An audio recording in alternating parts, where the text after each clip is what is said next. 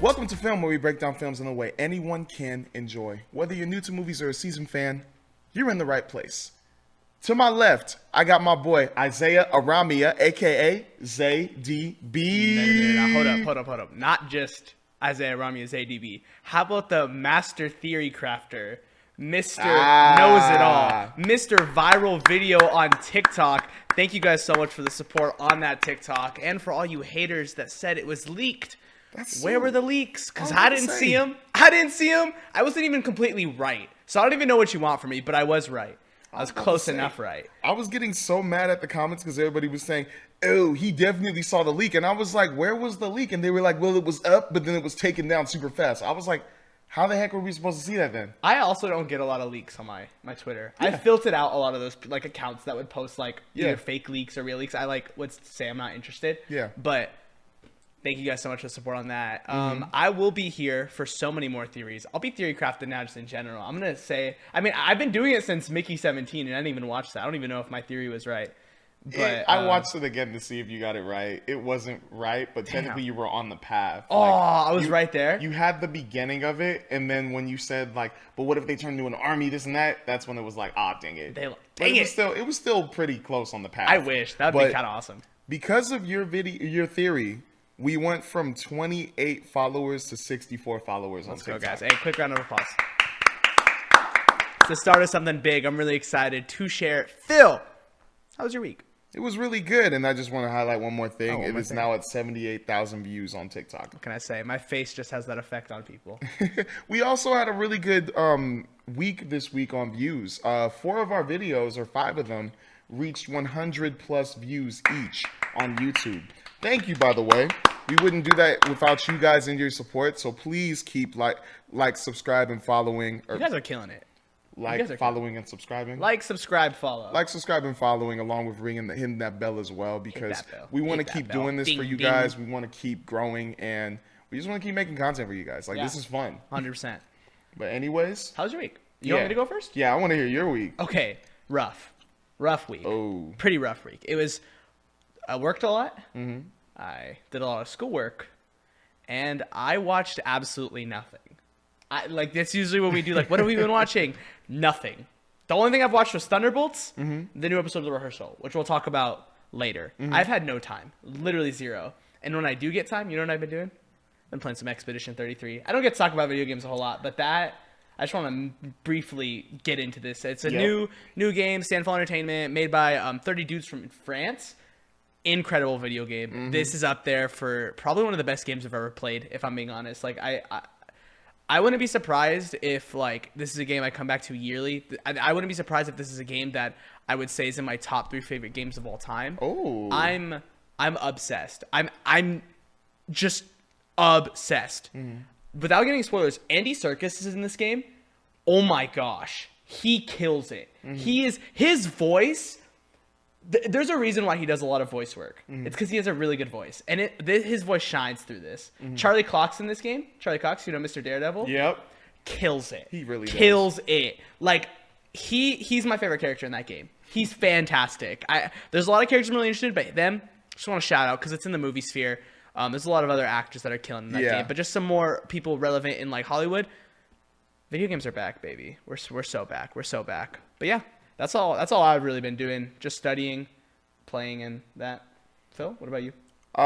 Really good week. I didn't actually get to go see a movie this week because I was busy as well. I'm trying to graduate. I'm probably gonna try to see if I can watch The Legend of Ochi today, an A24 movie. I heard it was decent. Oh, okay. I'm down for that. I want to just check it out just to have something to watch. It was between that, Fight or Flight, which I thought would be pretty cool because there's an actor in it that I really like, the main guy. I forgot his name, but he's really good in a lot of stuff. He was in an episode of Black Mirror that I really loved with I think Aaron Paul. And then, he was in the he it's was also in Oppenheimer. Josh Hartnett. Yep, I love him. Yeah. I love him. But I'm gonna try to watch a movie today. But also, I want to say something. I'm thinking I want to try to get more video game stuff in here. So if instead of, because I know you're always busy, so I'm thinking for the what we've been watching, or maybe what we've been watching and playing. So that's why I was like, hey, maybe you could talk about Expedition 33 more, because I've actually been watching the cinematics for that. Oh, really? I've been because that's the way I'm gonna catch up with games. I'm just gonna watch cutscenes and all that to catch up, like to know the story. Yeah. But yeah, I just wanted to flash that up real quick Did I get a space to talk about my real passion? because we're all about movies, films, TV shows, We're and about entertainment. entertainment here. We're about entertainment here. Exactly. But yeah, it's been a good week, bro. Like, it's been a good week. Almost graduating. You're about to graduate, bro. next week. We're finishing it up. Let's go. It's really awesome. So since he's been in his what he's been playing mode, I'm gonna get into my what I've been watching mode Hit real me. quick. Yeah. What have you been watching? So I'm gonna list these out real quick, and then if there's anything interesting, we'll talk about it. But I just want to get through it quick. So first thing, I've been watching 5 things this week. Damn. Lazarus on Max. A Anime. lot of good things, right? It's getting good. That's It's what I really hear. good. Yeah, it's cool. Hunter x Hunter on Netflix, just to finish it. The White Lotus, I'm on season 3, episode 4 or 5 right now. It's pretty good. I started episode 1 of Fallout, and then I watched Wonka again with my class. Dude, Wonka. Okay, I like that movie. can we talk about Wonka just really, Yeah, go really for it. briefly? Not my favorite movie, but it's really good. Oh yeah, It's genuinely really good. The sets are really good. The music is decent. I don't think Timothy Chalamet can sing, but like he puts his heart out into it. Oh, He yeah. really tries. He really puts the effort, and you could tell. Like he has so much personality with that role, especially after like I think so many people were hating on him. They were like, "Oh, he doesn't have the Willy Wonka like spark like Johnny Depp." And what's the first guy? Do you remember his name? I ain't gonna lie, But- I was the same. But I was one of those people saying that, but I don't know the first guy's name. I just know it was Johnny Depp, and then the original guy who played Yeah. Willy Wonka. They just he doesn't have He did a like good job though. yeah I think a big thing was like people didn't think he was gonna have it. He wasn't gonna have the stuff. He's a great actor, so I was decently confident he was gonna do at least an okay job. Oh, yeah. And I was kind of blown away. I was like, no, like he's very infectious. Like his I was positivity shook. and all that stuff. It's less about I think like a psycho and more about this like genuinely wholesome guy that just wants to make a career. Yeah. Who's a little too excited. Yeah. You know? Like, it was a different take, but the right take, I think. Yeah. Especially for a musical. I thought it was a good origin story. It was a good prequel origin story. Yeah, like, yeah. I just thought it connected to everything. And my favorite scene, without a doubt, is that ending where like he's singing like about building the chocolate factory and they Oh, brought yeah, that yeah, girl yeah. back to her mother. And I just love that because it's like it's new beginnings. And I'm excited that they're making, or there was speculation saying that they were making a sequel to it. Wonka 2? Yeah, I would love it. I would love it, to be honest. But yeah, Wonka, I'm glad I watched it again. Yeah, good watch. I'm trying to think. I think the only other thing I want to talk about is probably Lazarus. I Oh, think okay. I want to hear about it, please. Lazarus is pretty good, man. Like Lazarus, it's by the same people who made the story of Cowboy Bebop. Mappa animated it, and the story's pretty cool right now. Like, Is it really Mappa? yeah, I remember that. Mappa showed up on the beginning credits or something like that for episode 1. But it's so cool, bro. Like the fight scenes are really cool. The music aesthetic is nice.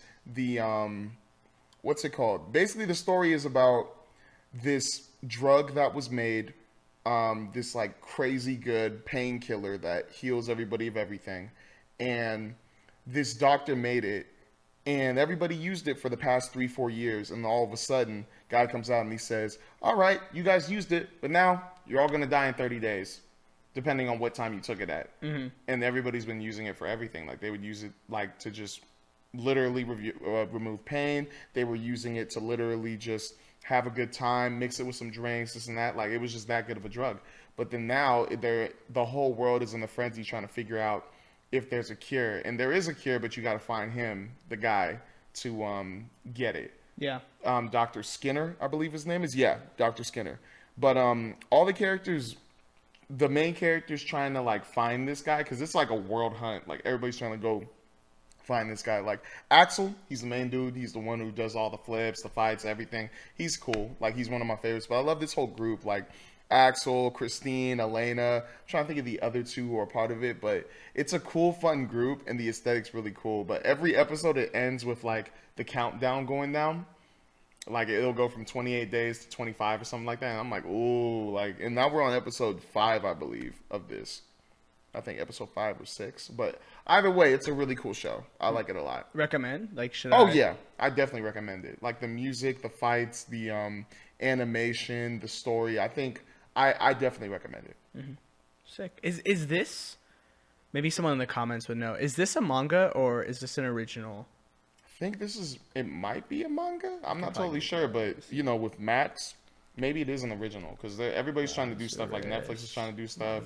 Amazon Prime Video is doing stuff now too, and then everybody's trying to make their own like anime type thing because everybody knows anime is like a super hot thing to do. Yeah. Right now in the small frame. I would need someone to say in the comments. I can't find a manga anywhere for it. But I'm really curious. Like I'd love to. Oh, I think I found it. I would love to see. Okay, I don't know if this is just like an AI thing messing it up and saying comic book. I'm assuming it's a manga. Yeah, it's a manga. That's really cool. I'm curious to see how long this goes because I feel like this is probably an anime that I could see building really well, especially if it's the Cowboy Bebop team. Like I've never seen Cowboy Bebop, but it's pretty cool. I've always wanted to watch it, and I feel like obviously this wasn't gonna be that, but like I think over time you can see like a new up and coming anime, especially with how much like conversations around it. Like a lot of people are talking about. It has a lot of mainstream appeal. I think there's like a lot more, like obviously anime heads are going to be maybe more critical on this and that, but like people just on Max seeing this like animated show that like looks cool, has a neat art style, like I think you're getting a lot of clicks that way. Yeah. I think it's going to be a very deep show at the end. But also, you know what also was another really deep project that got really deep to us? Thunderbolts. Oh, we're already transitioning. All right. Oh, you want to talk about No. I was just gonna ask. My fault. You said White Lotus really fast. White Lotus season 3. That's the newest season, right? Yeah. What do you think? Because I know it's very divisive. I think it's pretty interesting so far because there's a group or there's a dynamic there. 'Cause they always follow the same formula. These different groups of either rich or people who like are going on vacation just to go on vacation. All meet in this White Lotus location because it's a resort chain, like a really high prestigious resort chain in different countries different countries in the world. Everybody goes, and you're seeing their different problems affect either the people around them or just themselves, whether it's a family, a couple, or a group of friends. It's messing, or they're basically trying to either make themselves better or figure out their problem as it is. And it always coincides with another person. So season 1 had a very interesting dynamic with it that I thought was really cool because I love how anytime they're at dinner, there's always some crap going on. Some awkward There's moment. always some awkward or some like my situation going on. And every time there's just a dinner situation, you're just like, oh, crap. What are they gonna say? Someone's gonna say something wild. Somebody's either gonna say or do something wild. Like that's the pattern so far. That's awesome. I really like season 2 the most right now, only because I like the location. I also like the different scenarios that we're playing out. Season 3 I like it better than season 1. I do. Like I love the family that's there. I love this one couple with the stinking homegirl from Sex Education. I think her name was Amy from Sex Education or something like that. But also, what's his name? Goggins? Him and her, like Walton a couple. Goggins, yeah. Yeah, Walter Goggins, I think. Walton Goggins, yeah. Like they're just a couple and they're really stinking weird. Like I don't know if it's like either a cover up or they're really a couple, but it's just a weird dynamic and I just love how it's playing out. And then there's a family. There's these 3 friends that pretty much gossip about each other and like I don't think actually like each other, but I'm excited to see how this all plays out because, you know, as I said before, there's always a death. There's always a death in each season that they play up to. Like they tell you the hint. They don't show you anything. They don't show you any features. They show you like somebody died and you're trying to figure out. I guess you're trying to figure out how or who, but I don't know. It's a very interesting show. I understand why people love it. That's cool. All right. Speaking of large groups of people. Hey. Yeah. Let's go. Let's get into it. I want to talk about Thunderbolts. Yes. Before we talk about a review, there's something I want to mention. I think this, outside of the movie, this has been the most happy I've been with a Marvel thing for the sole reason of the amount of love it's getting, the hard marketing push it's getting, the fact that I'm still seeing interviews with a lot of the cast members just feels so prime MCU. Like, the way they're treating it, it feels so prime MCU. And they're doing crazy photo shoots. They're doing the big, like, interviews. They're doing the big, nice world premieres. They're going and talking to, like, podcasters and stuff like that. Like, it feels so good to be back in a place where people are excited about Marvel. Because I don't think we've had that in years. Even after Deadpool and Wolverine. Which we were like, I love, and you love. Like, we love Deadpool and Wolverine. I think even after that movie, we were like, okay, the problems are still there, though. Yeah. Bunch of fan service, a bunch of this and that trying to get us connected with the old stuff. Where's the future? What do we have planned? So, can I go first to my review for Thunderbolts? Go. So, here's my review on Thunderbolts. I give Thunderbolts an 8 out of 10. Okay. But I'm going to put an asterisk on that 8 out of 10. Because I think, now, I'm going to calm down here. There is a strong chance, though, that within a year, maybe 2, maybe on a few more rewatches, this will be a top 10 MCU movie for me. If not, top 5. Like, the vibes were there. It took me back to, like, that almost Winter Soldier, Civil War, like, Captain America. This is what I wanted Brave New World to be. You know, like, that vibe. This movie gave me that more darker vibe. The cast, dude. The character, the chemistry. Everyone had so much chemistry. Characters, for the most part, that have not interacted outside of Yelena and Red Guardian. None of these characters have interacted with each other. So much personality. Everyone is talking. This movie has one of the best. We're gonna get into spoilers, so I'm just gonna spoil this one scene. It's very light. This has a top, probably one of my favorite MCU scenes ever, like a comedy bit. I've historically said my favorite scene in the entire MCU is when in Spider-Man Homecoming, Liz is playing F, Marry, Kill Avengers. And the girls bring up Spider-Man, and Ned yells across the room, "Peter knows Spider-Man!" That's my favorite scene. That was hands down. Funny. It makes me laugh every time. This movie has a scene that's almost on that level to me. And it's the scene when John Walker's sitting in the back of the truck with Yelena and Ghost. And she's looking at him. They're just kind of staring at each other. And she's like, "So, like, your hat?" And he goes, "My hat? Oh, you mean my helmet? Pretty sick, right?" The way I laughed so embarrassingly hard. I was crying. I thought it was the funniest thing ever because this guy's trying so hard to rizz up and it's just not working out. She makes him feel like such an idiot. And I don't know. It's such a good scene, and that's just a testament to what I'm saying. The characters have so much chemistry. Movie also surprisingly deep. Like, it just tackles a lot of really good themes, and I'm just in love, dude. I genuinely think we're so back, and I can't wait to talk about it right now, like, more in depth. But I want to hear what you think, just so I don't steal everything. No, you good, bro. First off, when we had these 3 movies listed, Captain America, Brave New World, Thunderbolts, Fantastic Four, First Steps, I did not care a single bit about Thunderbolts. I didn't care. Like, you were very opposite on that. Yeah, like, I was more towards my excitement towards Brave New World, and I still really like that movie. It's still an 8 out of 10 for me. I was more focused on, Thunderbolts, do your thing. I'm going to focus my full attention on Fantastic Four First Steps. Holy crap, was I wrong. Like, I thought this movie was going to be like a 6 or 7 out of 10 for me. It's a 9 out of 10. It is, dude. It's a 9 out of 10. I could see it being there for me. The only reason why, like, I'm giving it a 9 out of 10 personally, and it's going to be hard for you guys to change it for me. It's going to be hard. The opening of the movie instantly got me into it. Like, at first, I'm watching the Marvel Studios logo come up. I'm seeing, we don't have the scenes from the movies. We have the comic book strip. I'm like, okay, something new. Bring it back. Next thing you know, the theme song gets dark.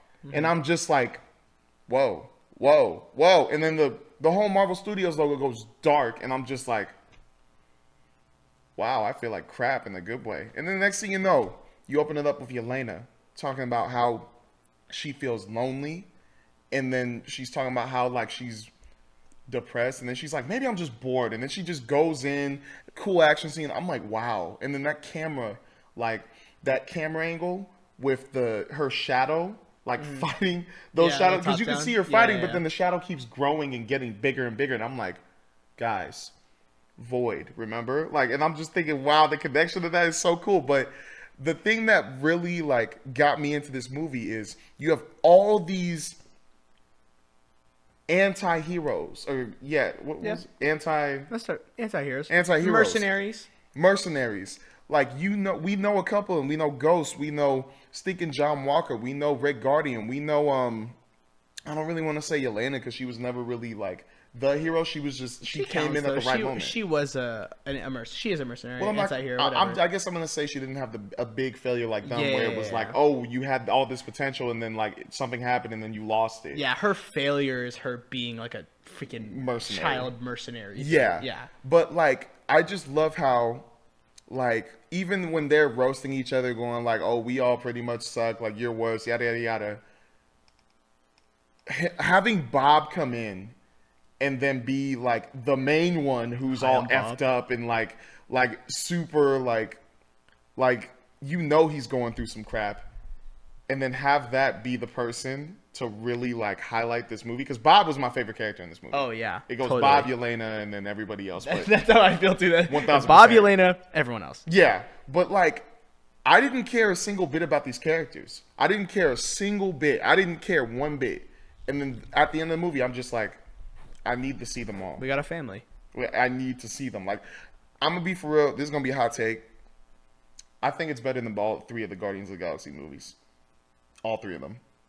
I think this movie, Thunderbolts, is better than all three of them. I just love the story. I love that also when Bob touched them, it got dark for them, and they had like that, they resaw their failures or whatever, the biggest moment that was like, oh man, this got me like hit the most. And then that scene when John Walker almost, and this is a spoiler, my bad guys, that scene where he almost walks off and kills himself in that tunnel, I was like, oh my gosh. And they did that for each person. It was like, it was just so dark, and I just loved how at the end there was something hopeful for it, where like, you know, you had these people, they lost to Sentry, and then Void comes in, they go in the Void, and, you know, Bob is being consumed by his own darkness.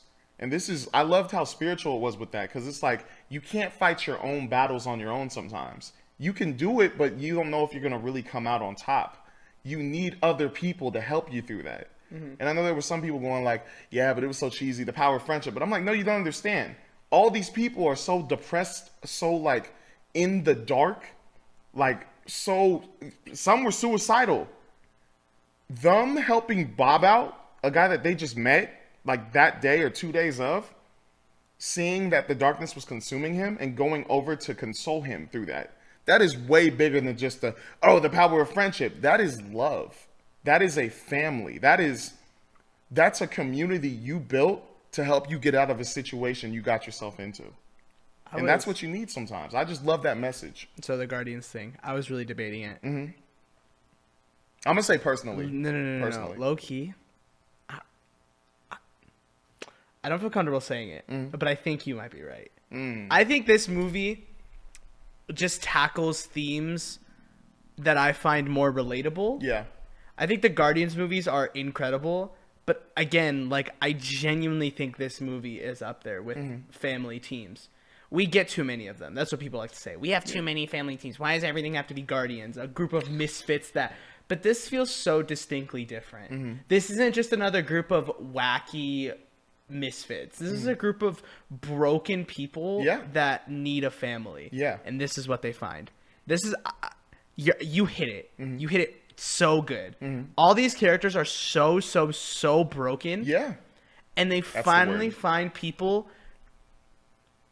to pick up the pieces where they found broken in their lives.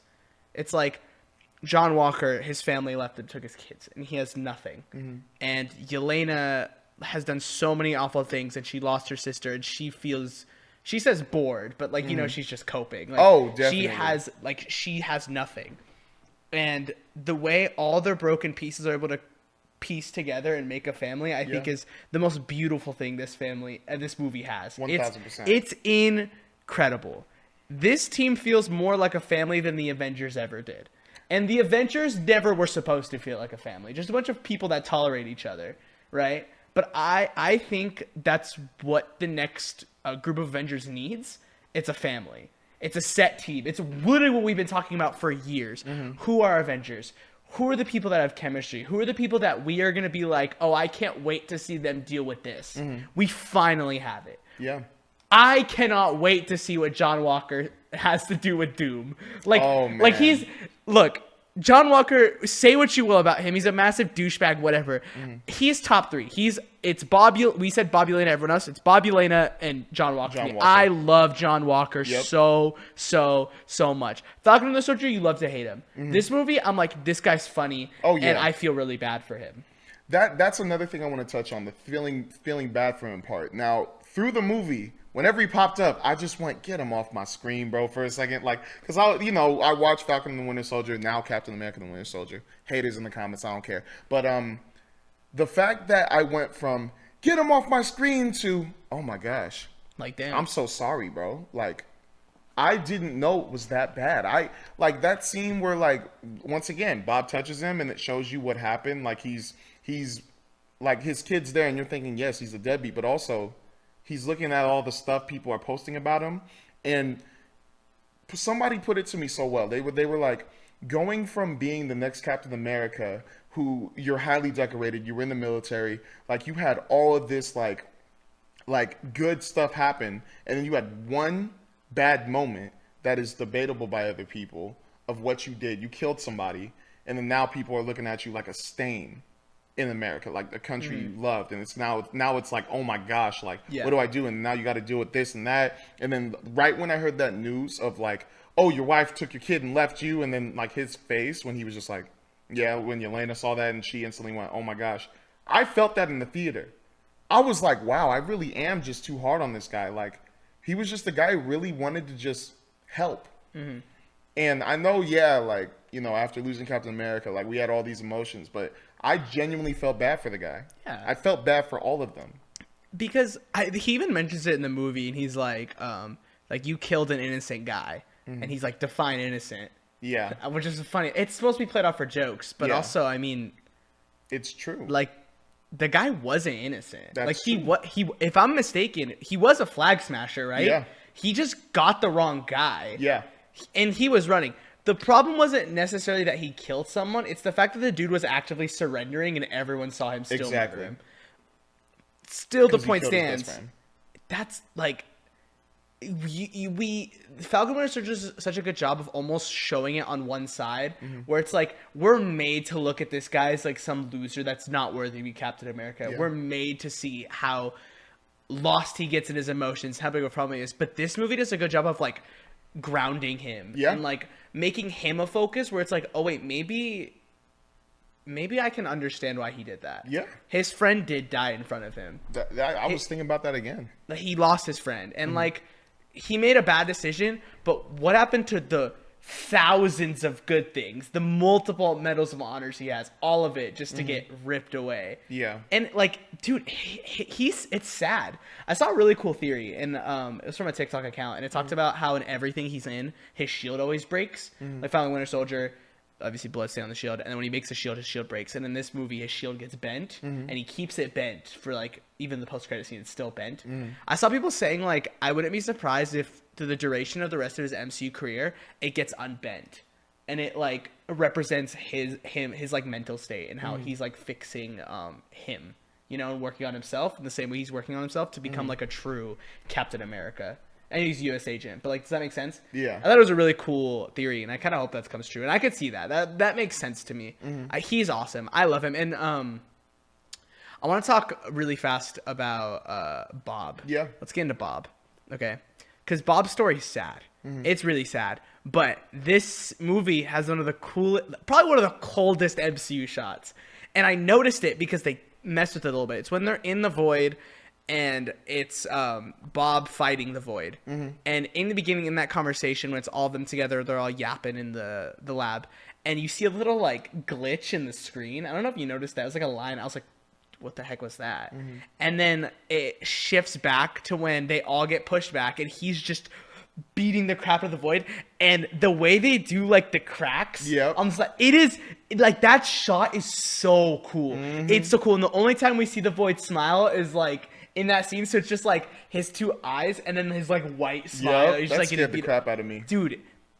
So good, so good. One of the best, not one of the best villains per se, but definitely one of the most like interesting characters we have in the MCU right now. And I love what you said about the power of friendship thing, because I want to talk about some like community negatives. Yeah.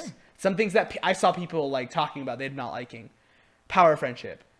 The hero always wins. Like, how are the Thunderbolts gonna beat him? Oh, it just had to be from them. The power of friendship. I personally think the power of friendship is okay if it's earned. Yeah. Let's not forget that the Guardians of the Galaxy won with the power of friendship. Let's not forget, I mean, I can't think of another example, but I feel like that's the best example I can give, because we love Guardians of the Galaxy. Everyone loves Guardians of the Galaxy, and no one had a problem when they held the... okay, granted, they do justify it with Peter Quill being half a Celestial. Yeah. But still, they almost died. Yeah. He would have died if he didn't... They all grab his hand. So, point still stands. That scene is beautiful. Yeah. It's so good. When he's doing the crap and then Yelena comes up and he's like, don't worry, I'm here. And then they all are hugging him. Exactly. And like, again, it's the family for me, bro. Yeah. It's like, it feels so much like a family. And it's the one thing I think the MCU's been missing. We finally found it. Again, our team. We have the new Avengers. And I'm so excited to see their future. It's so good. That movie's so good. Do you have anything else? What else do we want to bring up? Because I want to keep talking. I just like... Yeah. There's like little things I'm going to point at, but I want to hear like if you have any other big things you want to bring up. I just want to say it real quick. Like I'm still stuck on that power of friendship thing, because it, like you said, it's so powerful, but like, or that scene is so powerful, but it's just like, it's such a beautiful ending to that movie. Because at first, like, the way people talk about it, yes, like the whole power of friendship thing, I feel like that's going to be what's going to happen in One Piece or something. It's not going to be no treasure. It's going to be power of friendship. But like with this, it's different because, like I said, they're bringing him out of that darkness. Like, in going through that whole movie, you're hearing over and over again, this is the way he wakes up. He wakes up from a box where everybody thought he was dead. Like, it wasn't like, oh, he was just this project that like they're just hiding from people. It was literally like he was dead and they just were throwing him away. He wakes up, people don't know why he's there. They're asking him questions, treating him like crap. And then he starts talking about his like what's he's doing. He's like, yeah, I was on a little high, like somebody told me like there was this good drug, so I went and like did this test. And you're feeling bad for the guy, because it's like, no, he wasn't selected, he just stumbled upon it by accident. And then right when it didn't work, or they thought it didn't work, they threw him away. And it's like, holy crap, I'm feeling bad for this guy. And then once again starts using his powers. Then he flies up, gets taken by Valentina, and then they're even trying to use him as like a, what's that word they use for some people, a product, a plant, a media plant. You know what they call celebrities sometimes? A media plant. Oh, an industry plant. Industry plant. Industry. They're trying to use him yeah. as an industry plant for like the next thing. They don't even care about him. They care about just controlling him. Mm-hmm. And then once again, he starts figuring out he's a god, and next thing you know, they kill him again. But I love that scene, dude. I love that scene so much. Like, why would a god take orders from a man? Mm-hmm. She's like, all right, I think you're throwing that word around too loosely. Yeah. No. You said I'm all the Avengers rolling 20. That includes at least one god. Yeah.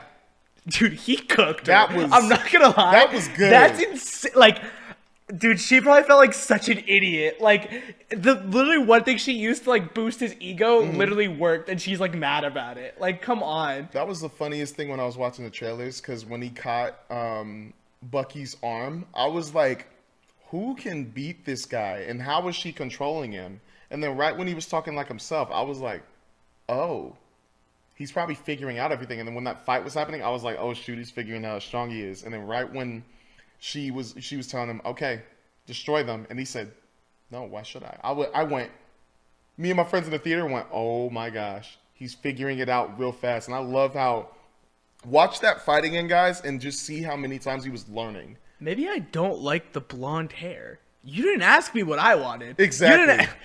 He was learning. Why would a god take orders from a man? So good. I just love that movie, bro. I want to harken back really fast to, again, power of friendship.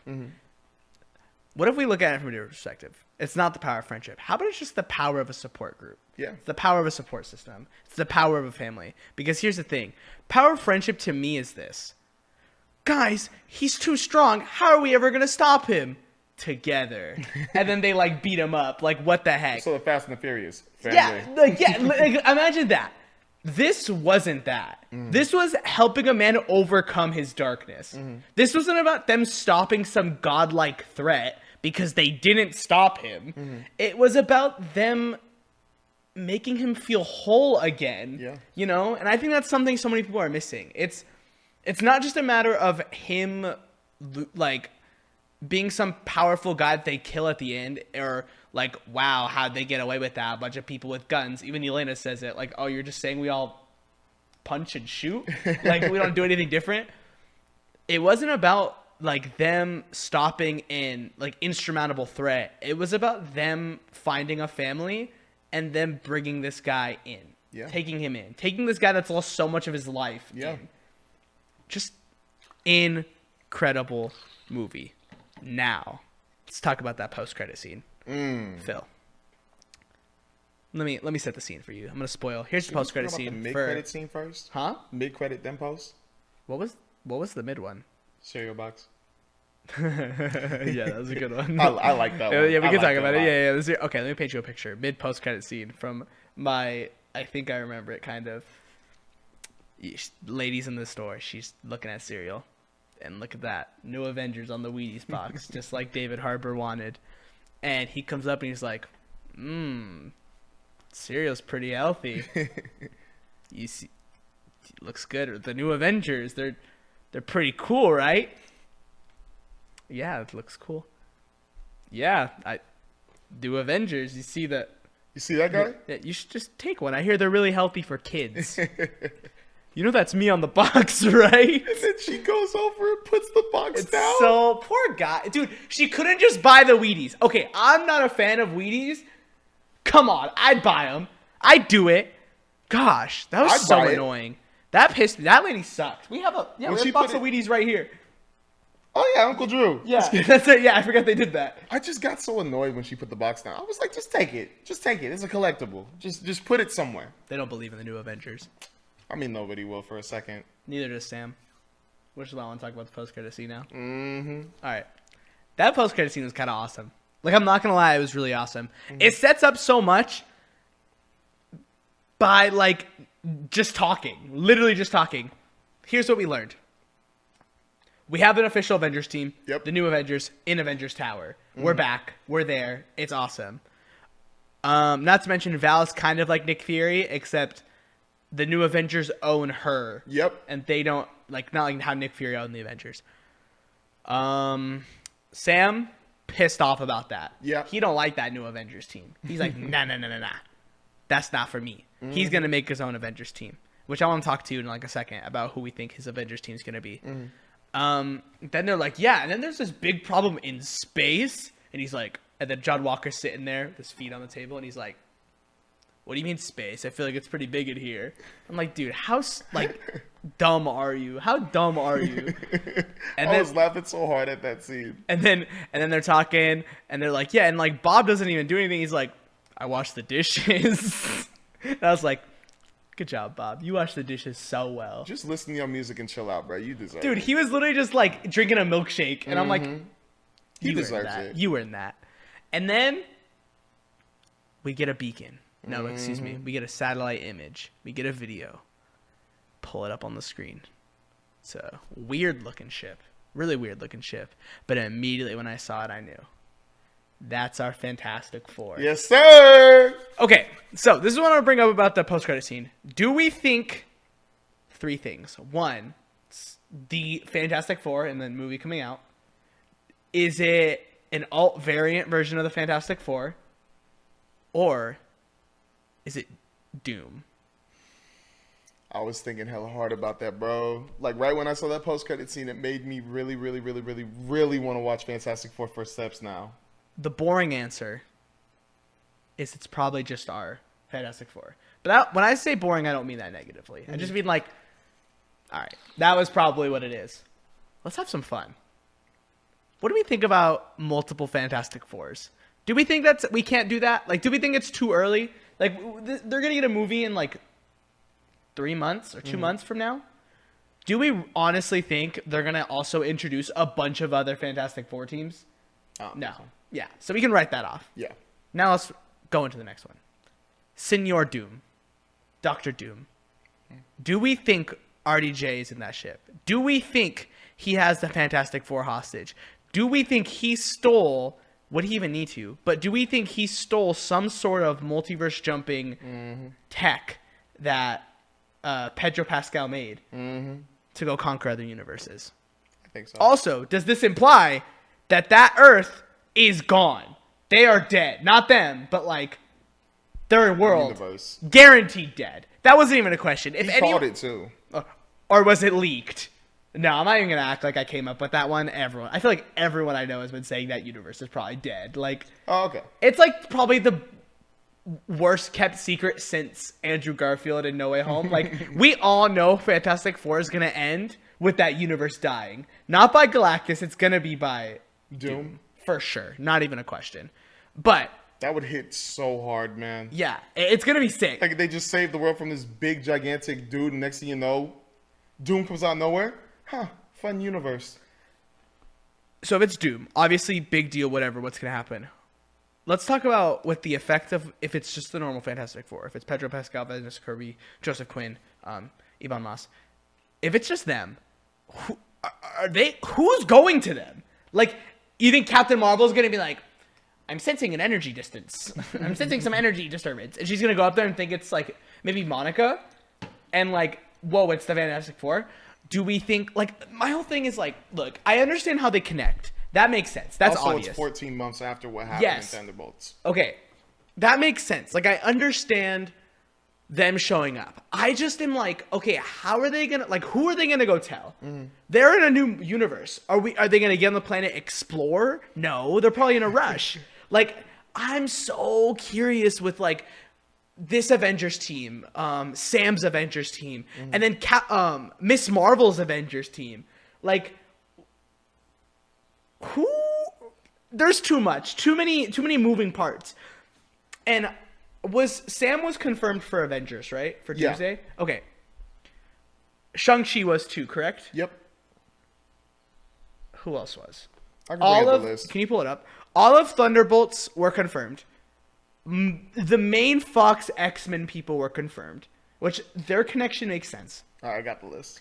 And then Fantastic Four. Outside of those, it was Thor, Cap, and who else? Black Panther, Shuri. Okay. Paul Rudd, Ant-Man. Namor, Shang-Chi. Oh, Namor, really? Mm-hmm. Falcon, Danny Ramirez. M'Baku. I don't think he's going to have a main role. Loki, Professor X, Magneto, pretty much the X-Men from before. Yeah. And Thor. Okay. Is that it? Yes. That's our Avengers team. Who are outside of the Thunderbolts and every other team. This is our Avengers team. It's Thor. Oh, shoot. They don't have Bruce Banner. No. Wait, do they? I don't think so. No, they don't. Okay, Not right now. Where's She-Hulk, guys? Where's She-Hulk? This is our Avengers team. It's Ant-Man. It's Falcon. It's Cap. It's Shuri. It's Thor. Black Panther. Thor. And Shang-Chi. Guaranteed. That's I think Namor and M'Baku probably are going to be the connection to Black Panther joining them. Like, they'll probably be in Wakanda. Shuri's there. Namor, whatever. I forget. Does that movie end with them not, like, being cool with... No, she, like, almost kills Namor. They are cool, but Namor is still plotting because now he's saying that Wakanda's weak and that they need them. That's probably what it is then. Yeah. Okay, that makes sense. I just don't think like him and M'Baku are going to be part of the Avengers, but I think that's your team. Yeah. We don't have a West Coast team confirmed then, so maybe Secret Wars, or do you think that's too much? I think it'll be Secret Wars. You think that's how they bring in Kate Bishop? That's how they bring in. They're gonna need everybody for Secret Wars. Yeah, for sure. I'm curious to see how that works out. But we have our Avengers team, and then we have the new Avengers, and we have Fantastic Four and the X-Men. That movie's gonna be massive.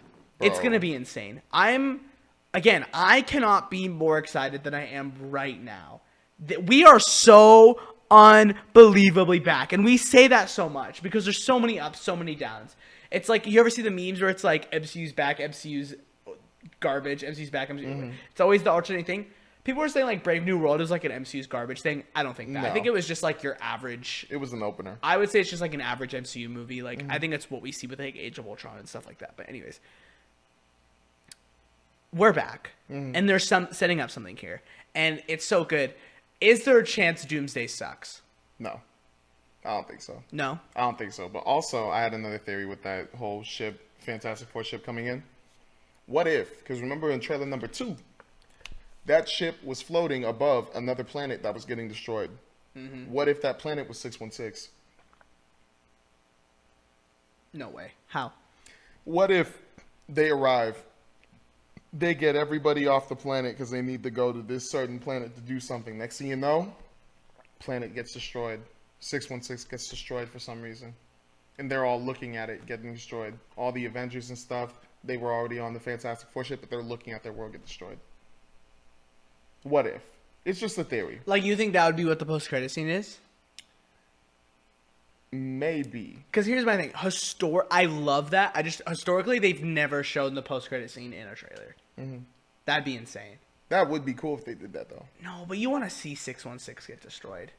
Mm-hmm. Like, you want to, like, be there. Like, in it. Oh, like, okay. You need to be in 616 when it gets destroyed. You can't, like, show it in, like, a scene and then be like, all right, like, Doomsday, they're not on 616. Because then I feel like it raises so many more questions. Because that would mean, like, we would have to get a scene where it's every single superhero that they've shown off in the MCU ever in a ship together.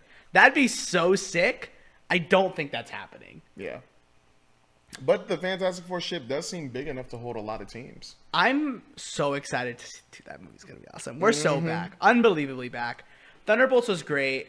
Okay, can I ask, where do you think it is on yours? Thunderbolts? Yeah. On, like, your MCU list all time. It's like, got to be top 10. Yeah. It's got to be top 10. I'm still trying to work out the list because I know Black Panther and Black Panther I want us 2. to do a rewatch so badly. I did do a rewatch. I know. I haven't in years. I've never done a rewatch. Well, I mean, my top 5, without a doubt. Number 1, Avengers Infinity War. Number 2, Avengers Endgame. Number 3, Iron Man 1. Number 4, Captain America the Winter Soldier. Number 5, Black Panther. Number 6. That's the hard thing. I'm still trying to figure out what's over that because I'm putting Thunderbolts over Iron Man 2. I'm putting Thunderbolts over Iron Man 3. I'm putting Thunderbolts over Captain America First Avenger, Captain America 3. Yeah. I'm putting Thunderbolts over pretty much all the Thor films, in my opinion. Agreed. Maybe not Ragnarok for me. I love Ragnarok, but I think Ragnarok too, but this story hits so much harder. To me. Yeah. Like, personally, I think I might agree with you on that, actually, yeah. It's got to be top 10 for me. Yeah, probably. Guaranteed. Yeah, I'm trying to think. I think it's better than Black Panther. I actually don't love Black Panther. Oh. I think it's pretty good. Y'all can call me a racist if you want. You're not a racist. I think it's good. I think it's really good. I think it's one of the better MCU movies. It's just not my favorite. That's okay. I think, like, I have problems with it. Like, the final fight's okay outside of, like, the ending is sick. I just don't think that movie clicked with me as hard as I feel like it clicked with, like, the world. You know? Like, everyone was obsessed with it. I actually think I like the second one more. The second one is a lot sadder and more depressing, and I think that's why it hit harder for me. No, I feel you. But yeah, that's going to be a conversation I can't wait to have when we, like, rank. I wouldn't be surprised if us, before Doomsday or Secret Wars, we, like, sit and we make a together list of movies and, like, projects. We're just, like, we argue. That'd be kind of fun, I feel like, if we did that. I want to do a multiverse one. Oh, just the saga? I want to do just a multiverse saga ranking list. I'm cool with that. I'm so down with that. That'd be fun. We should run that. All right, what's... Speaking of a dark... Speaking of, before we make an awesome transition that's going to hit so hard, we're going to do our annual cut just really fast.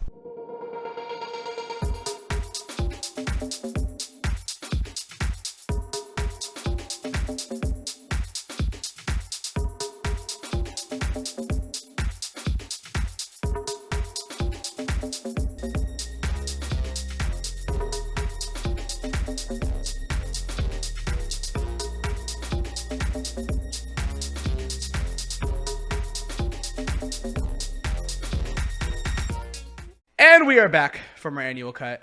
That was Thunderbolts. We love Thunderbolts. Phil, you had an awesome transition you wanted to give us, so give it. Yeah.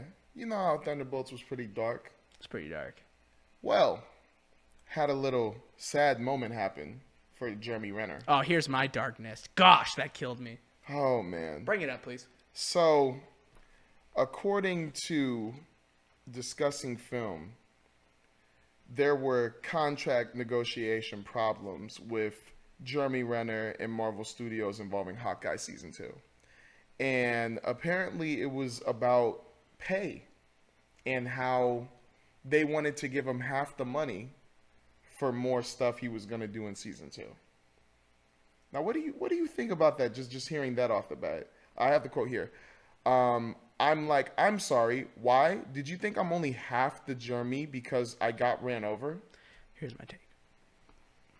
How dare they fumble one of the best MCU TV shows? Mm-hmm. Hawkeye's so underrated. We don't talk about Hawkeye enough. That's an entirely different conversation. But also, Jeremy Renner is a Legacy Avengers character. Maybe he's not an RDJ or a Thor or a Cap. Yeah. But dude, look, he didn't say how much. Oh, he said half. So half of his season 1 salary. I wonder if that's like disclosed. Jeremy Renner, season 1, Hawkeye pay. I wonder if that's even like out there at all. Okay, let's say he made around 8 mil to 15 million. Mm-hmm. This is what AI is telling me, so I don't believe it. But let's just argue that half of that, still a lot of money. Still a lot of money. But man, it's hard for me to argue for a man that's getting paid. Well, how much did you say it was? It's 8 to 15 million. So he's getting paid half of that. He's getting paid like 4 mil. It's still a lot of money. That to me should be the main problem though, because they paid RDJ and he's only going to be in one movie, $100 million. And I know RDJ is RDJ. Did they really? For what movie? Doomsday. No. They're paying him $100 million for Doomsday. That can't be real. Is that real? Literally. What the fuck? That was how much they offered him. And he also got a private jet and everything. I'm not trying to put hate on RDJ. Like, I believe he is such a good actor. And he's not that good. Huh? Not that good. But yeah, it's $100 million. So hearing that he's getting half the money he made for Hawkeye season 2. Why are you undercutting him? If that's what I'm saying. Him pay the same. Yeah, that's insane. That hurts. You're right. Like, by all means, love you, RDJ. Love you. This isn't about you like that. It's just like Marvel not giving Jeremy Renner at least the money he made already for season 1. Yeah. And saying like, oh, we'll give you half for doing more in season 2. It's kind of like, what the heck? Yeah. It's like, what? Like, I was sad hearing that. I was like, I'm not the biggest Hawkeye fan, only because, like, you know, I'm a bigger fan of the other heroes in the MCU. But hearing that after what he did in Hawkeye season 1, it's kind of like, what the heck? Dude, like, I'm seeing IMDb posted too. I'm just saying, like, that can't be real. Angela Bassett rumorly got paid $350K for Black Panther 2. What is this movie's budget going to be? Like, geez, that's a different conversation. Wow. That drives me insane. Oh my gosh. Oh, wow. Nah, this is an RDJ thing. What are you doing asking for so much money, my guy? What do you need? What do you need money for? You got it. You're fine. I'm about to say, bro, like, if this movie starts having money problems, please, RDJ, it's gonna have money problems, bro. You seem like just give up some 20 mil or something, bro. You not seen the memes? That's why this comes from that. That makes sense, actually. He's like the VFX artist when Kevin Feige gives them their budget. It's the scene from Superbad where it's like $6. What? So good. But yeah, Jeremy Renner, Marvel, get that figured out, bro. I need season 2. I need more Kate Bishop. I need more Clint. Like, please. Their chemistry was so good. That character is so good. I love Hawkeye. A lot of people like to hate on Hawkeye. I love him. Like, he's just a guy with a bow. Just a guy with a bow that's able to hold his own with a god and a super soldier and a guy in like a super tech suit. Hey, that's all I'm saying. If he didn't grab that gauntlet. Yeah, dude, let's not remember that building that was collapsing. Bro, yeah, what the heck? That would have been lost. He was running for his life, and he was still trying to help the Hulk and everybody else out. He clutched up. He's dope. He was moving like Ashton Genty on the Raiders, bro. He was moving like a running back with all the aliens running after him.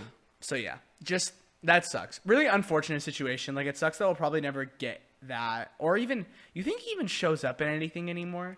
I don't know, bro. Like, hearing that contract negotiation thing where they wanted to give him half the money, it wasn't even that much. It's just, I don't know. It's up to him. Like, because I'm hearing already that there's some actors that may not return for Doomsday or Secret Wars, which is going to be sad, but it's understandable because it's like they're not getting the right pay. Mm-hmm.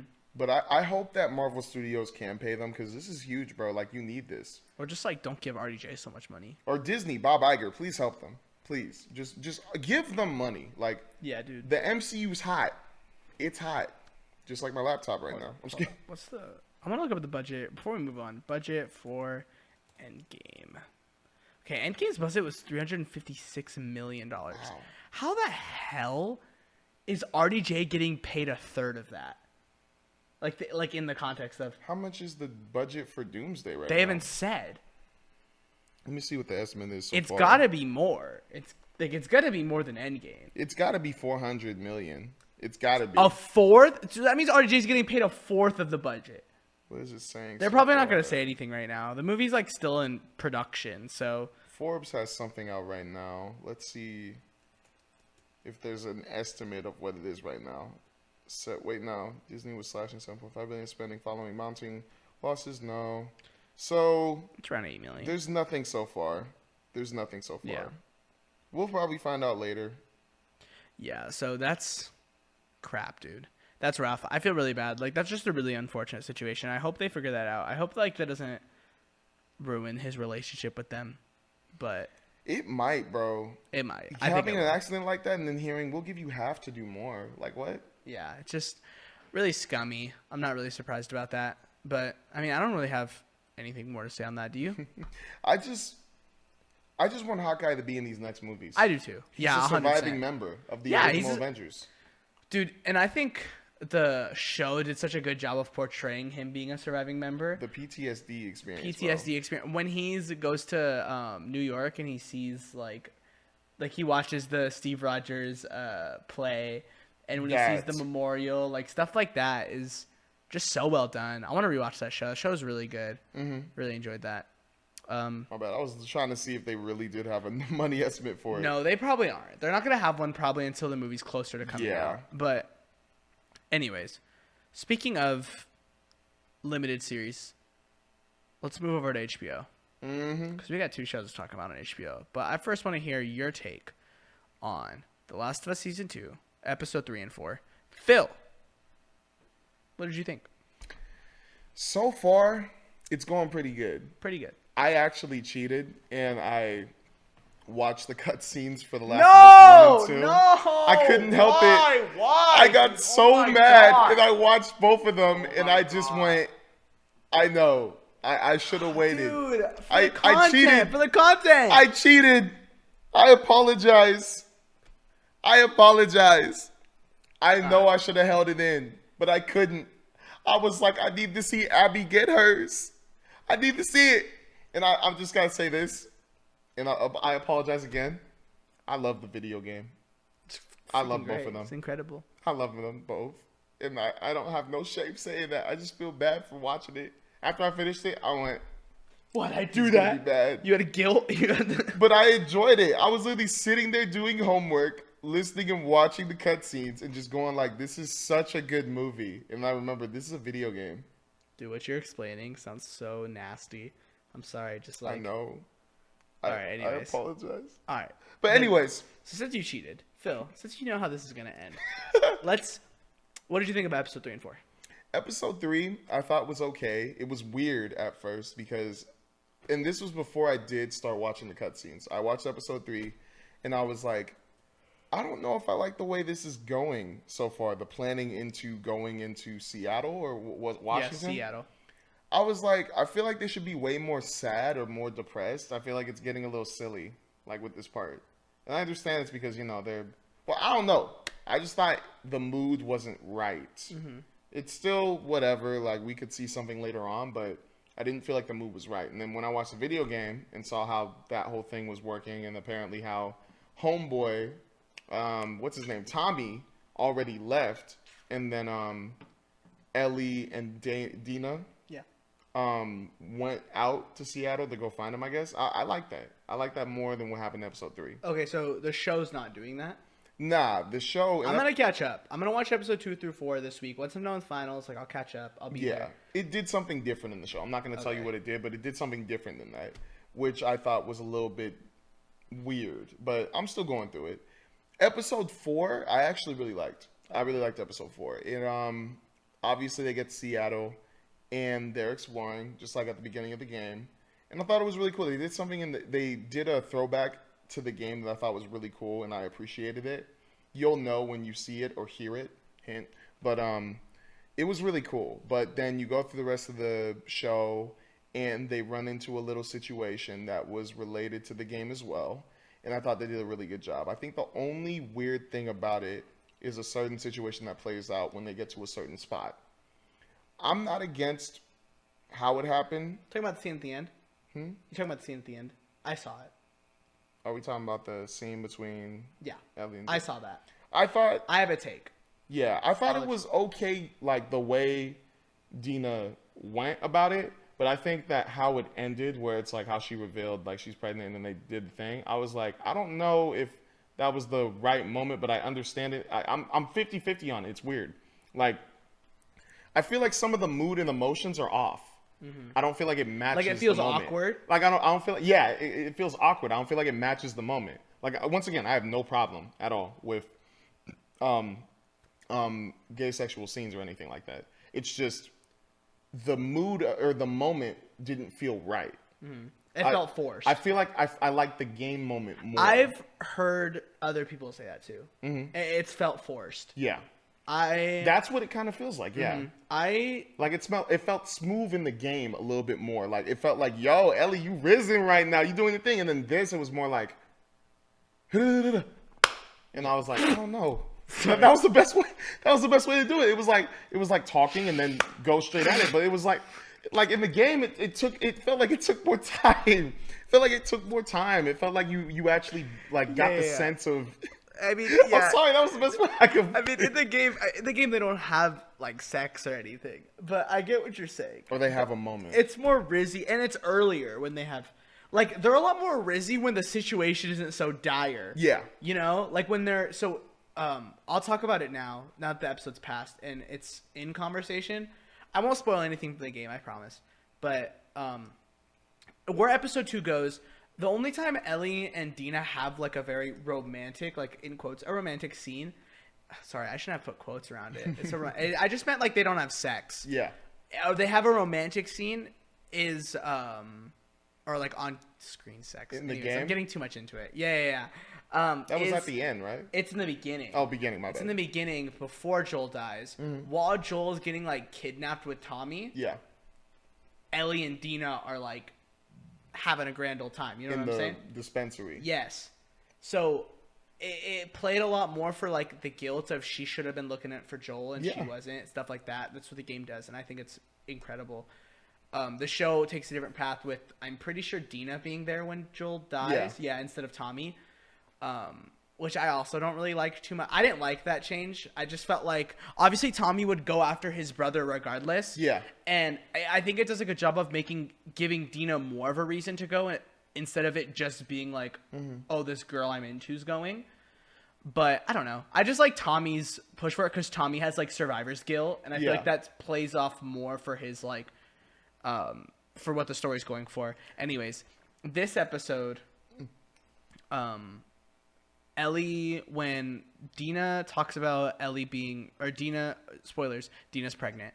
And in the game, it's a lot more negative. Ellie's very upset that she lied and she didn't tell her. And Ellie sort of played off to be like, all right, why are you acting like this? Like, you're being a little much. Yeah. And they do a weird thing in the show, from what I can tell, as a person that hasn't watched it, so I can't have a firm opinion, but who hasn't watched it, where they merge Ellie being immune, Dina discovering she's immune, to Dina being pregnant as like a reason for them to have sex. That's what I thought was... And I think that's awkward. Yeah. I think that's kind of weird. That's what I thought was really... Like, I get what the director was trying to do, make it a spur-of-the-moment, like, thing. But I feel like with these two, especially since I watched the game, like, they are eventually in love with each other. Like, I felt like that was more like, okay, we had a moment at the dance floor. We had a moment like when we were sleeping in the tent together, and now we're having a moment here, and now that's the spur of our emotions. But like, it doesn't feel to me as personal. It feels more like we have all this stuff going on, bam. Yeah. Instead of like in the game where it's like you saw like the snowball fight when they're with the kids, the talking points, when they're in the dispensary and they have that moment, or the dispensary when they're alone and they're actually talking, and then like, you know, they're both trying to be smooth with each other.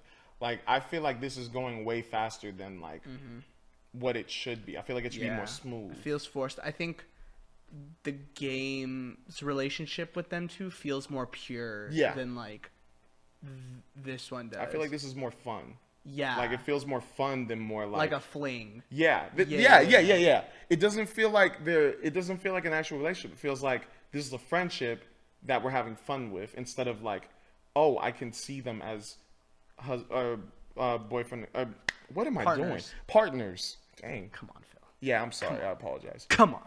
But it just doesn't. I don't feel like it matches the flow of Yeah. like what we're used to. I'm gonna watch it, and I'm gonna let you know. I don't like a lot of the changes they've made. I think some of them are interesting, but I've been on record and said that I think that story is one of the best written stories ever, and it's hard. And I try to take off my video gamer glasses. I try to not look at it like that, but it's hard not to. It's really, really hard not to look at it like that.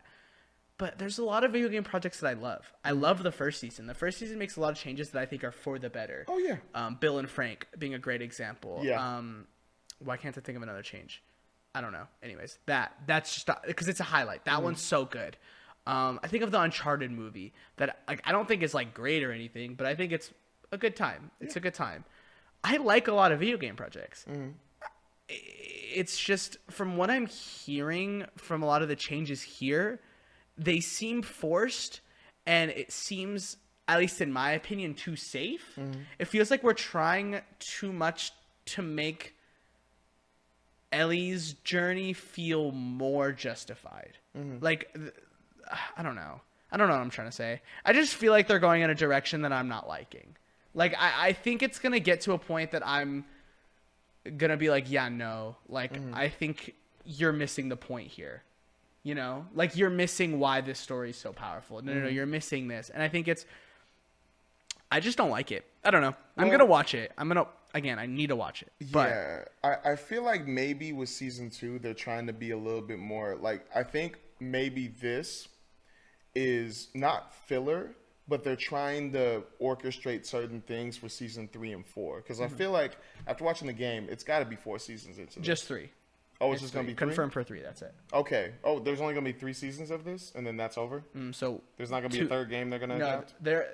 No, because the third game is like nowhere near. They haven't even started developing the game. Okay. Neil Druckmann says he has an idea for it, but like he's probably never going to make it, is what he said. All right. So here's my thing.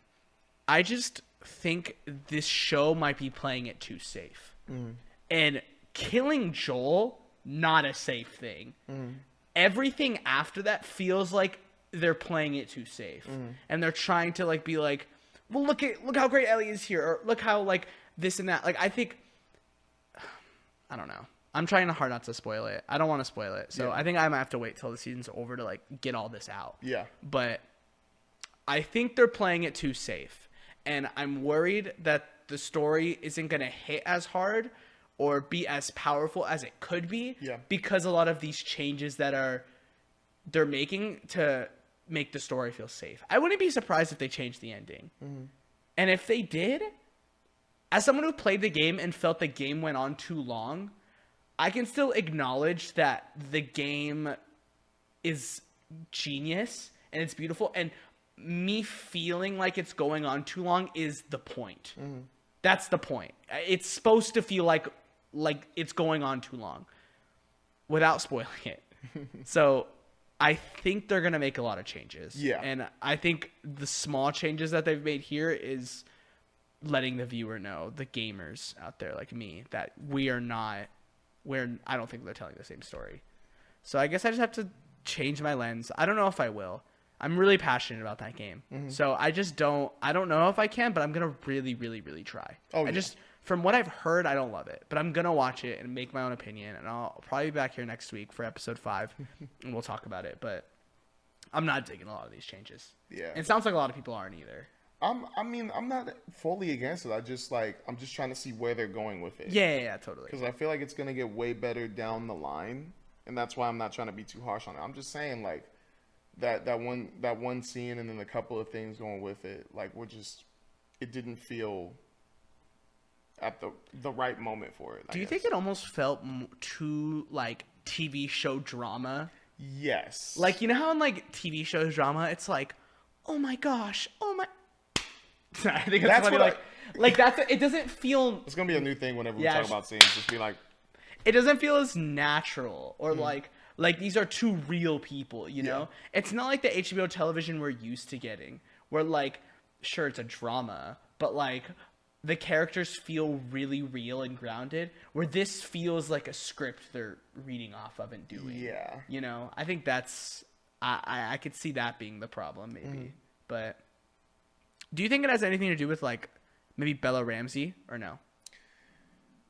I don't think so. I don't think so either. I don't think so. I think they're just trying to do something. Like, I can see, like, based off changes and everything, like, they're trying to change stuff, but I feel like there's something they're trying to build. Mm-hmm. And I feel like I think there's going to be something interesting they do.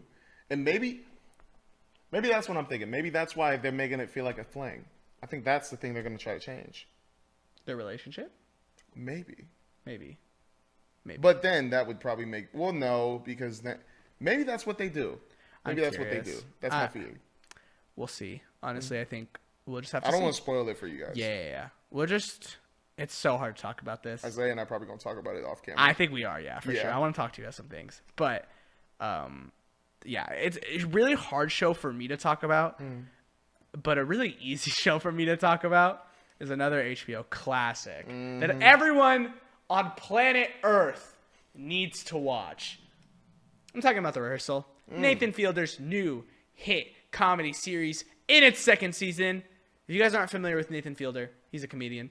Best known for his show, Nathan For You, on Comedy Central. He did another, like, YouTube thing that I just found out exists. And I'm like, this is hilarious. Did I say the plot of The Rehearsal ever? I'll just give a brief. I don't think so. This is what the plot of The Rehearsal is really fast. Okay, it's so hard to explain. The Rehearsal is an active... It is about Nathan Fielder. Oh my gosh, dude. I'm going to read the IMDb page so it makes my life so much easier. Because describing this show is something... Every time I talk about it with my brother or we're talking about it with, like, a friend, he always has me explain it. But, okay, this is what IMDb says. Nathan Fielder gives people a chance to rehearse for their own lives in a world where nothing ever works out as expected. So, Nathan Fielder takes real people. This is a real show. At least that's what they make it seem like. This is a real show where they find random people with problems and struggles and helps them deal with it. He'll take people with confrontational conversations and rehearse that conversation down to a T. From location to getting an actor to play the person that they're talking to and perfectly replicate that person they're going to talk to, to branching dialogue options, weirdly enough, where he has, like, a data pad and he's like mapping out there. It's just the most insane psychotic show on a planet Earth that I've ever seen. If you like awkward, chaotic humor, this is for you. It's for me. But we're on episode 4 this Sunday, so we have 3 episodes out now. Season 2 might be one of my favorite seasons of television ever. I think this might be one of my favorite shows ever. It's so random. It's so stupid. It's so insane.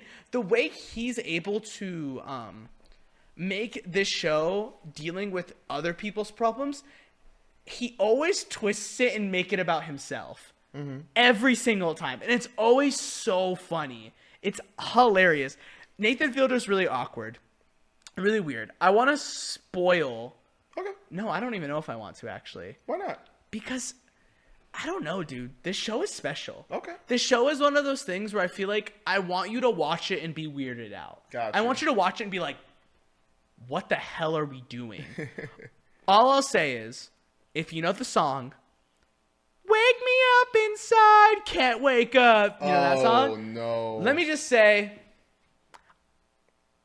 I appreciate that song so much. It made me learn so much. And I'm going to say one more thing. Song. Hey, guys. Let's respect pilots. They work really hard. Pilots and co-pilots, their job is scary. Mm-hmm. A lot of bad stuff happens. A lot of bad stuff could happen. So let's just remember that they're trying their hardest, and they're really putting the work in to give us a safe flight. I think where I'm at with the rehearsal right now is I could argue this is a perfect show. Mm-hmm. This show might be a 10 out of 10 for me. I don't know if I've ever given it a 10 out of 10 on the podcast before. It's not over yet. I'll wait till the show's done to give like a proper review.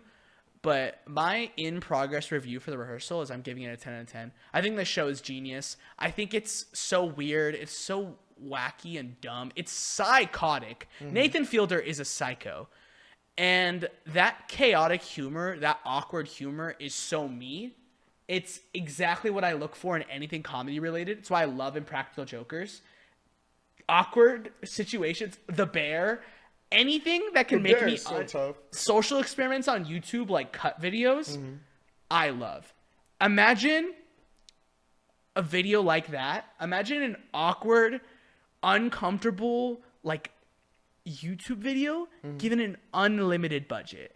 And even then sounds like a negative. I don't mean that in a negative way at all. Just, it's so awkward. It's so insane. It's so psychotic. It's so weird. And it doesn't make too much sense until it does. And then it just makes sense. And I'm like, okay, I don't know how we got from here to there, but I loved the entire ride.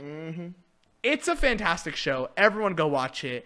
Personally, I'd say, like, we're in a space where we're always like, everything has to be an adaptation. Yep. Everything is dumb, and like it's just remakes and sequels and adaptations. Where's all the new stuff? 2025, go watch Sinners, go watch The Rehearsal. Yep. And the Thunderbolts. No, but that's still like a adaptation. Oh, my bad. My fault. My point is, if you're gonna complain that there's no new original ideas, then you aren't looking hard enough, because we have two damn near perfect things that you should be watching. Sinners, The Rehearsal. The Rehearsal's excellent. Phil, do you think you'll start watching it? Yeah. Yes. You put me on. Yes. I want to see. I'm curious. Please. I don't know. It's at an 8.5 on IMDb. I don't know. Okay, this is one of those things, though, I will say before we finish my rehearsal review. I don't think it's for everyone. If you watch it and you're like, I don't think I like this, this makes me too uncomfortable, by all means, don't watch it. But I'll have you know, I'm going to sit there kicking my little feet, having a grand old time every time Nathan Fielder does a monologue. Every single time. This show is the best, and I'm so happy it's back. It makes sense why it took so long, too. Again, HBO gave this man an unlimited budget. Wow. Yeah. And also, screw you, Paramount. For people watching The Rehearsal, they'll get that joke. Anyways, Phil, that was my rehearsal review. I keep accidentally getting rid of our thing. Oh, okay. Speaking of things that make me happy. Speaking of some of my favorite things ever. Speaking of things that give me genuine peace. Let's talk about Peacemaker Season 2, premiering August 21st. Phil! You just watched the first official trailer? Or was that a teaser trailer? I think that was a teaser trailer. You just watched the first teaser trailer. I watched the teaser trailer the morning I woke up and saw it a couple days ago. It's not recorded, just letting you guys know. Not recorded, no reactions, just some raw insight right now. Phil, what do you think about Peacemaker Season 2? And actually, before you say what you thought about the trailer, Phil, what do you think about the first season of Peacemaker?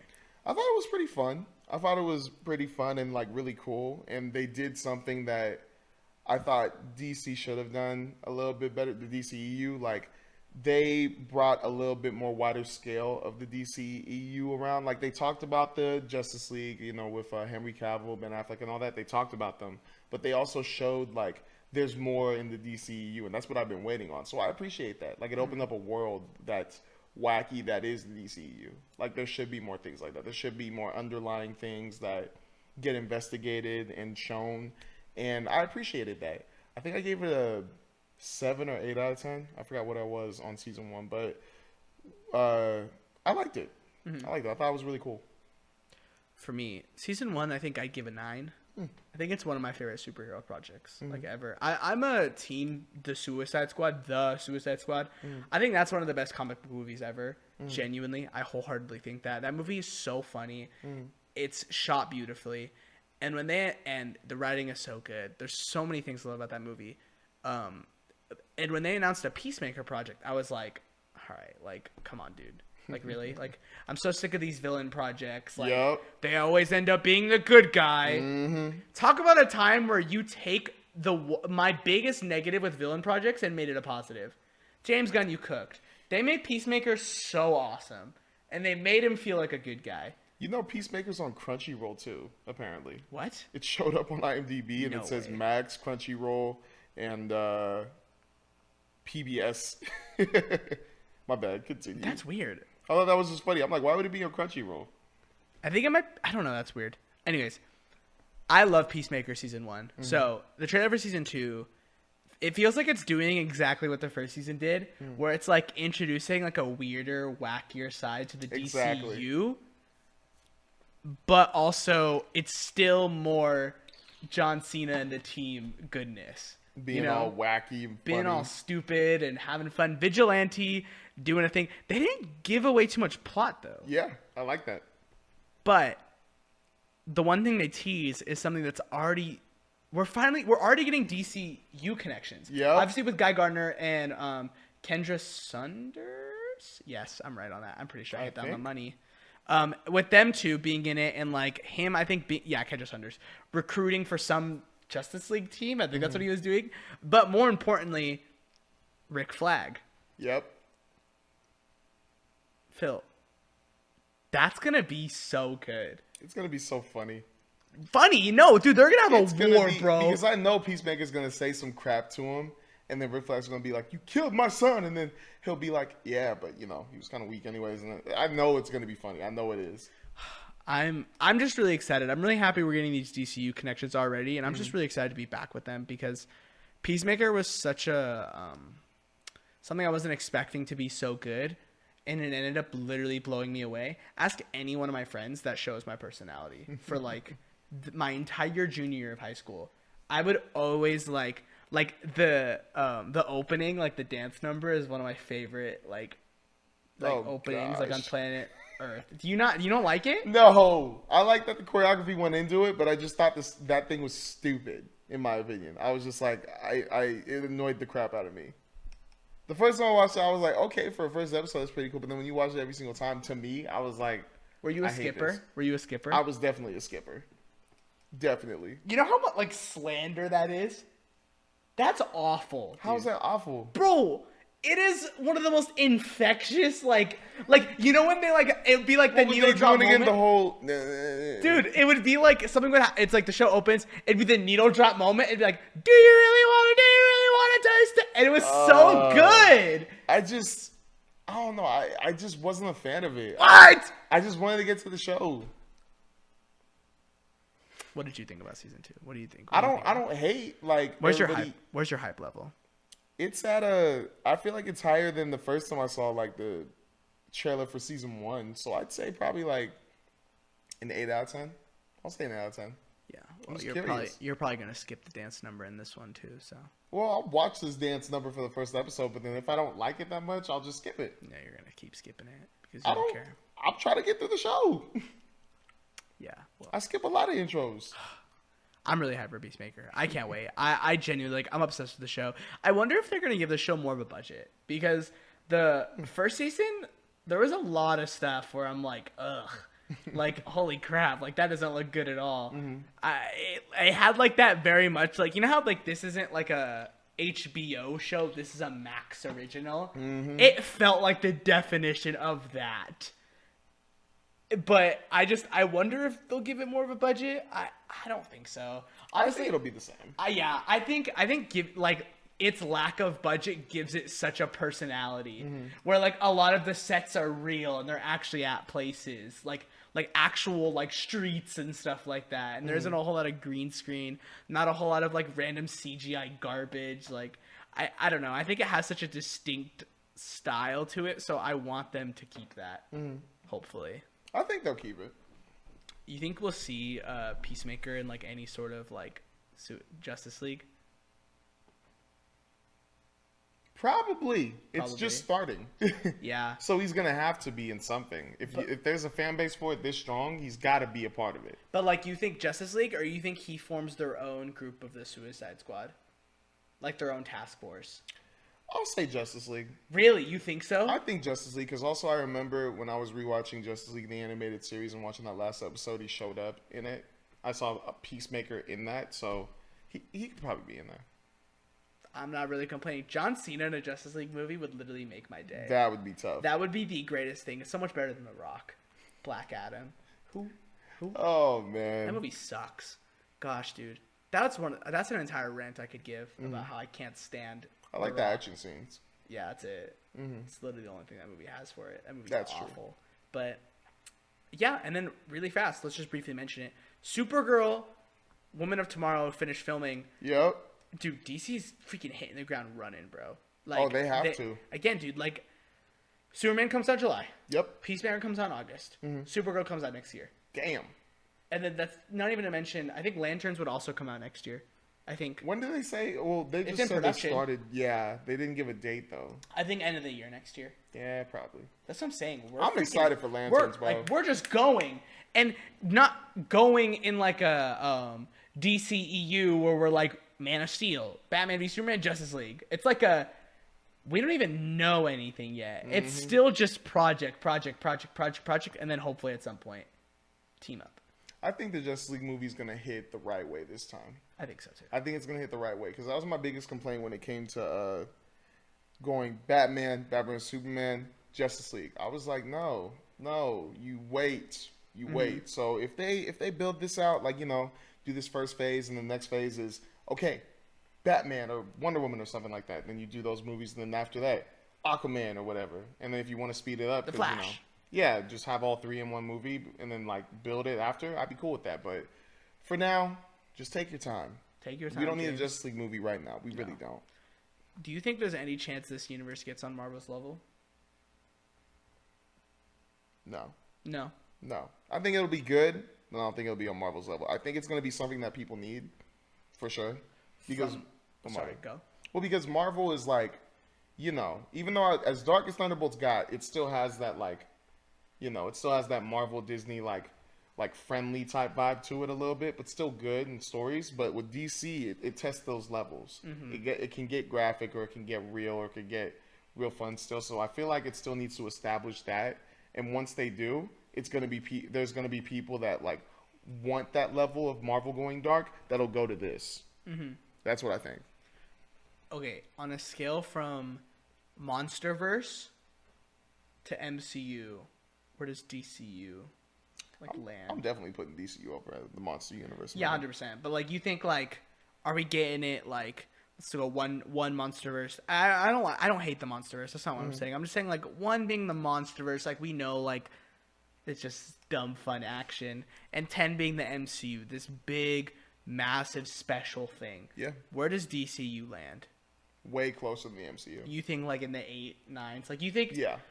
You think strong, dedicated fan base? But it's not like this massive commercial thing. Like it'll make a bunch of money, but not billions like the MCU has. I think it'll build up to that. Oh, so you think it can make a billion? I think it can. I think that like I've heard a lot of complaints from different fans saying they want Marvel to get edgier, and DCU can do that. Yeah. I feel like they can. Like James Gunn, I think, would do a better job with getting edgier than Kevin Feige ever would. I think Kevin Feige sometimes plays it too safe. Yeah. I think Thunderbolts was the first, like, okay, yes, we're finally inching a little more darker. But yeah, I think James Gunn cares less. And I think Warner Bros. Is so desperate. Oh, yeah. That James Gunn could probably get away with anything. And they'd be like, yeah, sure, do it if it's going to make us money. You know? I just need DC to win, bro. Because if you guys don't know, I'm way more of a DC fan than a Marvel fan. I love Marvel Studios and the MCU way more because the movies were good. But I am a Batman fan, like, way more. I love Spider-Man, but I love Batman. Like, I'm a huge DC fan. No, I just love DC. I can't say huge because I haven't read a lot of the comic books. We'll get Marvel vs. DC universe at some point. It'll happen. I kind of don't want that to happen. That'd be so cool. I don't know if I don't. That's a different conversation. We got 20 minutes left on this podcast, so let's keep it flying, Phil. We're winding down a little bit here, so let's have some fun. Okay. All right. Out of these 4 projects, which one are you most excited for? Ready? All right. Avengers Doomsday, Spider-Man Brand New Day, Mando and Grogu, GTA 6. GTA 6 is like a fun, like, just see. What are we thinking? I told y'all, with entertainment side, we're going to put a little bit more video games in there. What do you think? A little bit more. You want to go first or you want me to go first? I don't know first of all. You want me to go first? Real quick, yeah. Aight. There's where I'm at. Okay. Doomsday 1. Spider-Man Brand New Day. Actually, low-key. Mando and Grogu, GTA 6. It's literally exactly how you laid it out. That's probably my 1 through 4. Okay. Here's my take on GTA 6. I'm excited culturally for it. But personally, that game could never come out, and that has no effect on me. I really don't care. As someone who's poured so much time into GTA 5, I'm just not, which is funny that I'm saying I poured a lot of time into it. I'm just not a big GTA guy. I think GTA is fun. It's a good time. Online is great. GTA 6 is going to come out. I'm going to play it. Yeah. And then I'm not. Yeah. I know 1,000,000% that's going to be the case. Yeah. There is no world where GTA 6 is the game that I dedicate my life to. Because I just don't play games like that anymore. I'm the guy that's going to put 10 to 100 hours in a game, in its story, in its world, whatever it gives me, and then move on. There's very few games I play yearly. Elden Ring, God of War, there's some other games in there. GTA 6 will definitely not be one of them. I will play GTA 6. I will play the story. I will do a lot of the side stuff. I will have a good time. And that's it. Like, I'll be satisfied. So I'm not that excited. To me, it just feels like another game that I'll buy in a month. But it's going to be more of an event because everyone's talking about it. I just don't, like, really care. I feel you on that. Next up, Mando and Grogu 3. Star Wars is in a real place. Is in a weird place. It's very inconsistent. Andor's on fire right now. I watched the first episode. I guess that is the only thing I did watch, actually. I finished up the first episode. It was pretty good. But anyways, we can talk about that when we catch up. You need to catch up. Star Wars is really inconsistent. And Mandalorian Season 3 I enjoyed, but it wasn't great. They have had a lot of misses lately. A lot of stuff that kind of just comes out and feels like, all right, Star Wars. I'm excited for Star Wars to come back to theaters. I just don't know how confident I am in Dave Filoni and what he's doing. Because Dave Filoni's so good. I liked Ahsoka. I did. Rebels obviously is great. Clone Wars is fan-freaking-tastic. Like, there's so much good Star Wars content. He's made a lot of the greatest Star Wars content. I just think I don't really know how to explain it. I think I'm just a little worried. I think that's all it is. I'm just a little worried. I'm not as optimistic, I think, as I am for the other projects. Where Mando and Grogu is going to come out, and there's a strong chance it's not that good, but I'll go watch it and have a good time anyway. Like, yes, I got more Mando. I got more Grogu. I got more Ahsoka, because I think she's in it. Hera. I'm excited to see those characters. I'm just not that confident in it. Spider-Man Brand New Day, very confident in. Very excited. Everything I'm hearing, they're already announcing casting. It sounds like they might start teasing at a Miles Morales. Finally. I don't know if you saw the recent casting. Forgot her name, so I'm going to pull up her name. But recent casting? Yeah, they just announced the casting. I know you're Girl talking from about. The Bear. Yeah. Yeah, I forgot her. I'm pulling her up right now. I got excited when I saw that. I was like, I'm going to butcher her name. Lisa Colin-Zayas. She's in it. So it sounds like they're going to tease at a Miles, probably, assuming that she might play Rio. That'd be my guess. But like, other than that, I don't think she could play a different character. I just don't know. That was like the theory going around on Twitter from what I saw. I just feel like that movie, we're finally going to get the classic Spider-Man movie that I've been dreaming for. And I'm really excited to see it. Avengers Doomsday, obviously number 1. We were just talking about it. The Marvel's back. MCU, it will always be my thing. I've grown up with it. Like, I've been watching the MCU since I was 11 years old. I'm an adult now. I'm almost 20. Like, I've been watching it for so long, and I'm obsessed with it. Yeah. So having this positive trajectory, I'm so much more confident in what the Russos are going to do with it. Yeah. And that's where I stand. Phil, Okay. take it away. Oh, easy money. Number 1, Spider-Man Brand New Day. Wow. Number Okay. 2, Avengers Doomsday. Number 3, GTA 6. Number 4, The Mando and Grogu. All right. Now, I know, like, you know, GTA 6 has been a while, but to me, I just really like that game, so I'm going to be a little bit more excited for that than The Mando and Grogu. I just feel like having it as a movie kind of took it away, because before I was talking about how, like, I was more excited, like, to watch I was more excited for season 4 because I love being able to go home, chill with my fam, watch it with family. Because it was just that fun of a show to watch, and it was more enjoyable to me. But going to the theaters, I mean, maybe I could still have that feeling, but the fact that it's a maybe to me is kind of like why I have GTA 6 over it. Because I know I will enjoy GTA 6, but just like you, I'm not going to be able to play it as much. Avengers Doomsday, without a doubt. That's like these top 2, Spider-Man Brand New Day and Avengers Doomsday, very excited for. But to me, the only reason why I'm more excited for Spider-Man Brand New Day than Avengers Doomsday is because I'm a huge Andrew Garfield dude. Like, Andrew Garfield is my favorite Spider-Man, and I believe he is the best Spider-Man. But with these next 3 movies coming out, I am so excited for Tom. I think that this will certify him as the best Spider-Man out of the 3, unless Miles Morales comes in. I'm just playing. But either way, I feel like there is so much more we can see with his character, and I feel like there's a story that they haven't told that's going to be so good. And it's probably going to be a $2 billion movie. Might be. That means $2 billion? One of those movies is going to be a $2 billion movie. Oh, Doomsday probably. No, I mean one of those Spider-Man movies, the next 3. I think one of them is going to be a $2 billion movie. How much did No Way Home make? No Way Home made 1.4 or 1.5 billion. Oh. It was one of those. Okay, that's why I'm literally thinking. Okay, you're right. Exactly. Yeah, I think one of those yeah. movies is going to be a $2 billion movie. Yeah. But I love Avengers Doom. I think Avengers Doomsday is going to be so good, without a doubt, so good. But Spider-Man Brand New Day, when he gets back on that screen and everybody's like, okay, what's going to happen next? I love that we don't know anything. Like, when Spider-Man Homecoming came out, we knew it was going to be not an origin story, but it's going to be like, we get some of that, but it's 2 years in. We go on the Spider-Man Far From Home. We don't know what the heck is going on. We don't know what is this, what is that. But it still told a story that everybody loved, and it made a bunch of money. And it ended with a really cool thing. And once again, we go on the Spider-Man No Way Home. We don't know what the heck is going on with that. And we get one of the greatest team-ups in history. So with Spider-Man Brand New Day, that feeling is there again. We don't know what it's going to be about. We don't know where they're going to go. We don't know where Tom's going to be. But it's going to go nuts. And we know that the ending, once again, is going to be crazy. That's why I'm so excited for it. Yeah. I'm really excited. All those projects are really exciting. I think GTA 6 is just the one I'm least interested in. I feel you. Yeah. Anyways, let's talk about something that you guys can help us with. Yeah. So, the Golden Globes. Plans. So, they may not, but they plan to introduce the Best Podcast Award. And all I'm saying is, me and Phil, we're out here cooking for you guys. We're giving you weekly content almost. Exactly. Except last week. We're giving you weekly. Oh, we were posting videos, but like not like a new thing. Yeah. We're making videos. We're posting content weekly.